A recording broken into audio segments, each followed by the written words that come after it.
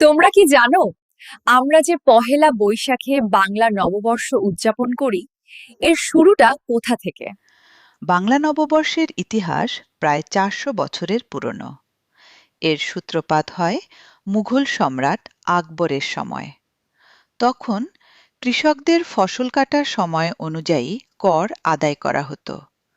কিন্তু সমস্যা ছিল, ইসলামিক হিজরি ক্যালেন্ডার চাঁদের ওপর নির্ভরশীল, আর কৃষিকাজ সূর্যের ওপর।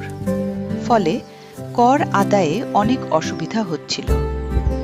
এই সমস্যা সমাধান করতে আকবর তৈরি করেন নতুন একটি বর্ষপঞ্জি, যার নাম ছিল ফসলি সন।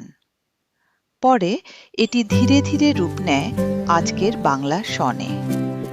পহেলা বৈশাখ তখন থেকে হয়ে ওঠে নতুন বছরের প্রথম দিন, নতুন হিসাব, নতুন খাতা খোলার দিন, যাকে আমরা বলি হালখাতা।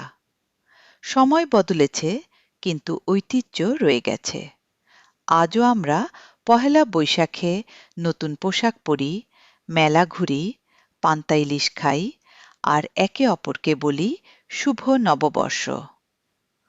বাংলা নববর্ষ শুধু একটি দিন নয়, এটি আমাদের সংস্কৃতি, ঐতিহ্য এবং বাঙালির পরিচয়ের প্রতীক। আপনারা যদি আমার চ্যানেলে নতুন হয়ে থাকেন তাহলে ভিডিওটিতে লাইক করে চ্যানেলটি ফলো করতে ভুলবেন না এবং ভিডিওটি কেমন হয়েছে তা অবশ্যই কমেন্টে জানাবেন। দেখা হচ্ছে পরের ভিডিওতে।